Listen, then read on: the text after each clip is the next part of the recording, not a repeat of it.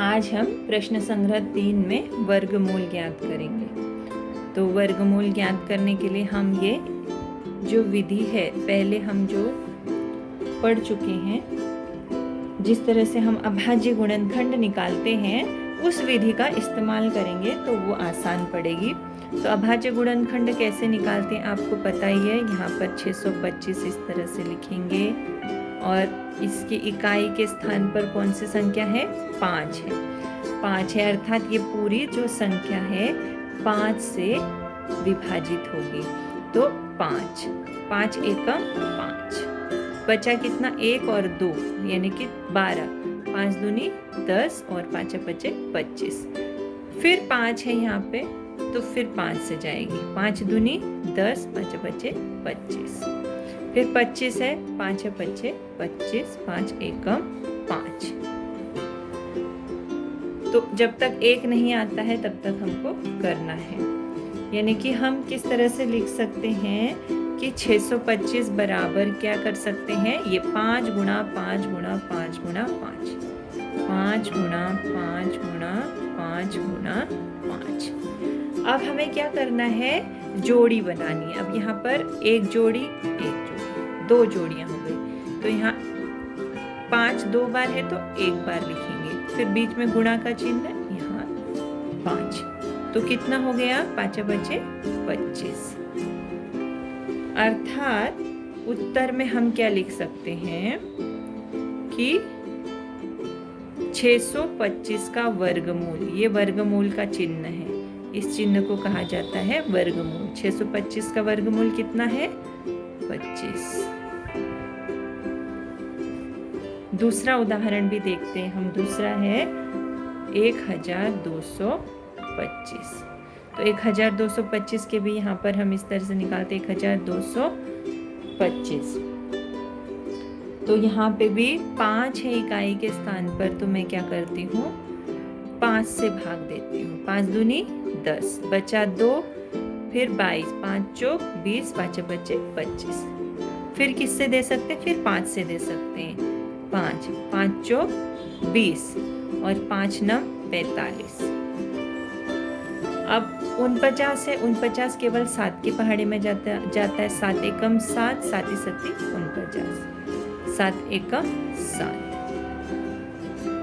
अब 1 यहाँ पर आ गया तो रुक जाना है। यानी कि हम क्या लिखेंगे यहाँ पर? 5 गुणा 5 गुणा 7 गुणा 7। अब मैंने क्या बताया? जोड़ी बनानी। 5 2 बार है तो 1 बार, 7 2 बार है तो 1 बार, तो बराबर 5 सत्ते 35। यानी कि उत्तर में हम क्या लिख सकते हैं?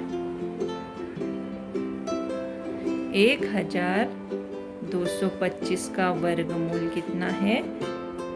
35। ये वर्गमूल का चिन्ह है।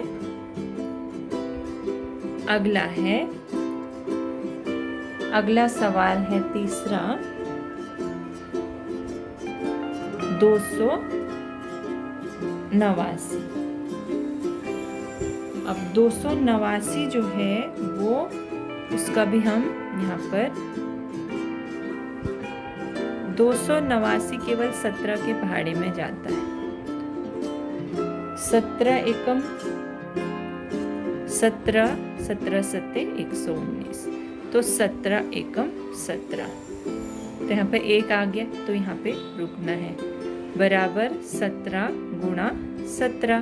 तो यहाँ पर 17 2 बार है यानी कि 1 बार लिखना है। अर्थात 289 का वर्गमूल है 17। चौथा सवाल है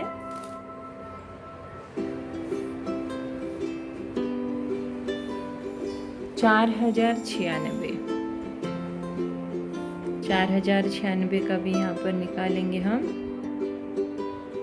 6 है आखिर में यानी कि 2 से विभाज्य है। 2 दूनी 4, 0, 2 चौक 8, 2 अट्ठे 16। फिर 2 से, क्योंकि यहाँ 8 है, 2 एकम 2, 0 आगे का, 2 दूनी 4, 2 चौक 8। फिर 2 है, 2 पंचे 10, 2 एकम 2, 2 दूनी 4। यहाँ फिर 2 है, 2 दूनी 4, बचा 1, आगे का 1 यानी 11, 2 पंचे 10 और 2 छे 12। जब तक सम संख्याएं आती जाती तब तक हम 2 से ही उसको भाग देंगे। 2 एकम 2, 2 दूनी 4, 2 अट्ठे 16। फिर सम संख्या है तो 2 से जाएगा। 2 एकम 2, 2 छे 12 और आगे का कितना 2 चौक 8। फिर 2 से जाएगा, 2 तिया 6 और 2 दूनी 4। 2 एकम 2 और 2 छे 12, 2 अट्ठे 16। उसके बाद 2 दूनी 4, 2 चौक 8, 2 दूनी 4 और 2 एकम 2। अब 1 आ गया तो हमें यहाँ पे रुक जाना है। अब 2 कितनी बार है? 1 2 3 4 5 6 7 8 9 10 11 12 बार है 2। तो यहाँ पर लिखना है हमको 1 2 3 4 5 6 7 8 9 10 11 और 12। अब इसकी क्या करनी है? जोड़ी बनानी है। ये एक जोड़ी, 1 2 3 4 5 और ये 6। अब सबको क्या करना है? गुणा करना। 2 दूनी 4, 4 दूनी 8, 8 दूनी 16, 16 दूनी 32, 32 दूनी 64। तो सबको गुणा करने के बाद कितना आया? 64। यानी कि उत्तर